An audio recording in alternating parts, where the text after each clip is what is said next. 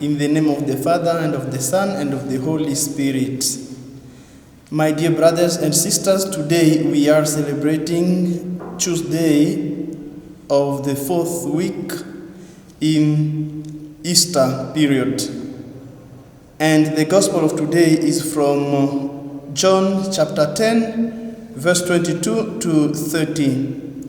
Let us together listen to the reading. It was the feast of the dedication at Jerusalem. It was winter, and Jesus was walking in the temple in the portico of Solomon. So the Jews gathered around him and said to him, "How long will you keep us in suspense? If you are Christ, tell us plainly." Jesus answered them, "I told you, and you do not believe. The works that I do in my Father's name, they bear witness to me, but you do not believe because you do not belong to my sheep. My sheep hear my voice, and I know them, and they follow me. And I give them eternal life, and they shall never perish, and no one shall snatch them out of my hand.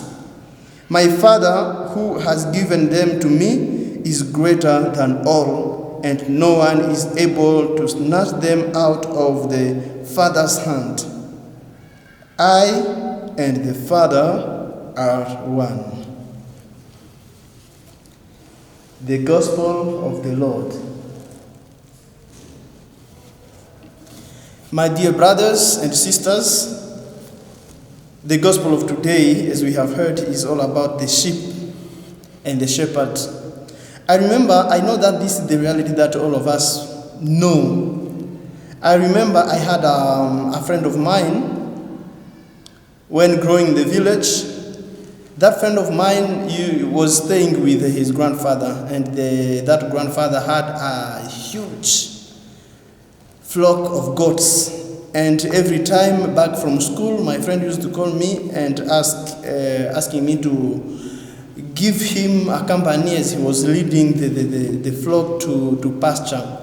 Now one day in the field, the animals, the goats, they were scattered, grazing there. Now evening came, and my friend told me that, "Can we go back home?" I said yes. So this friend used to produce a sound. Once the animals, wherever they are, hear that sound, they could identify that, "Oh, our shepherd is calling us, so this is the time we should go back." Now that day, I tried to imitate that voice. I asked him, "Can you allow me to reproduce that sound you always do, you always emit, and see whether these goats will come?"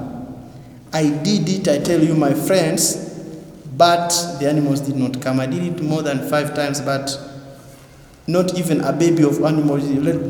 Just allow me saying a baby of animal. No animal did come.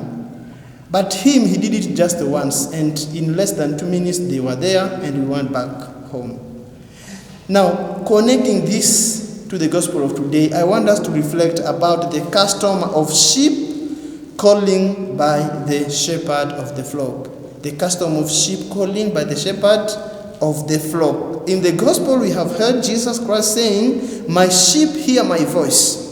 I know them, and they follow me." Now, my brothers, my sisters, this is Jesus saying that my sheep hear my voice. I know them, and they follow me. Now, who are these sheep Jesus Christ is talking about? Of course, as he's the one saying my sheep, we can automatically say that, okay, he is the shepherd. Now, who are the sheep? Probably we Christians shall say that, yes, we know that the sheep, we are the sheep, and Jesus Christ is our shepherd. Now, another question. If we are the sheep that Jesus Christ is talking about in the Gospel of today, do we really hear his voice? Do we know him? And do we follow him? Does Jesus also know us? These are the questions that we can be meditating about today. If we are the sheep of Jesus, there should be a way showing that, of course, we hear his voice, we listen to him, we follow him, and he knows us. Of course, you will say that, okay, we know Jesus Christ, and Jesus Christ knows us because every time, maybe in churches, especially on Sundays, we Christians, even if now with this crisis of corona, we do not have access to masses every Sundays, but we are still in connection with him, we know him, we are listening to his word every day through social media. Even on Sundays when we are given that opportunity, we go and we eat even his body, we drink his blood, we know him, things like that. Of course, this will be nice answers. But is that enough? Today I want you to listen to this, the teaching of the Church Our Mother. The Church Our Mother suggests two ways that we can use to identify the voice of Jesus in the midst of other voices. Because in this world where we are living in, there are many voices. This side you can find consumerism calling you. The other side you will find modernism calling you. The other side you will find, money-oriented calling you. The other side you will find, things like corruption calling you. Jesus Christ also calling you now. How are you going to identify that this is the voice of Jesus Christ, different from these other small voices around you? Now, according to the teaching of our church, the Mother Church, two ways that I want you to know today. The first one, we can identify the voice of Jesus different from other voices through the sacred liturgy. There is a document of the church called Sacrosanctum Concilium. In English, we always say the Constitution on the Sacred Liturgy. When you read the paragraph 7 of that document, you find this teaching that Christ is present in his word, since it is he himself who speaks when the Holy Scriptures are read in the church. Of course, when the Holy Scriptures, like now, when they are read, that's Christ himself speaking. And this is one of the ways that can help us to identify that this is the voice of Jesus. Another way is through your conscience. Still, in another document of the church, Gaudium et Spes. In English, they say the pastoral constitution on the church in the modern world. Here, the paragraph is 16. When you read it, you find that it is said, deep within his conscience, man discovers a law which he has not laid upon himself, but which he must obey.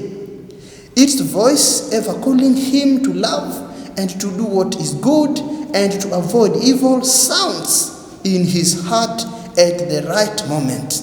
My brother, my sister, your conscience is in you. It is like in your heart, reminding you every time that this is good, this is bad. And when you listen to that conscience, there is a higher chance to identify the voice of Jesus.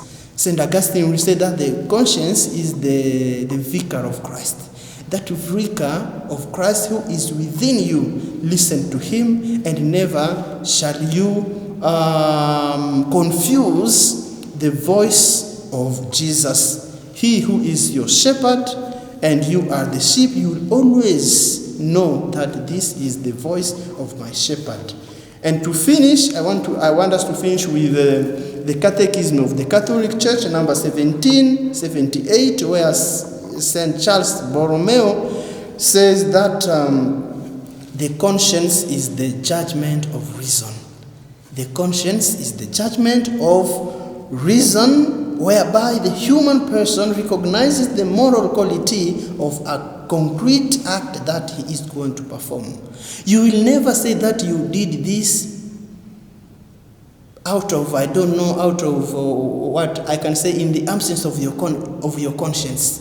That conscience, which is the judgment of your reason, will always give you and show you the moral aspect of that act, that concrete act you want to do. My brother, my sister, the invitation for us today is that you make your conscience a dwelling place of Jesus' word. The word being one of the ways that will help you to identify the voice of your shepherd. Bring it to live in your conscience, which is also another way that will help you to identify the voice of your shepherd. Once they are together, your conscience being the dwelling place of the word of God, the word of Jesus, you will always identify and distinguish the voice of Jesus, your shepherd, in the midst of other voices calling you in this world. I wish you a blessed day, a day full of God's protection. The Lord be with you.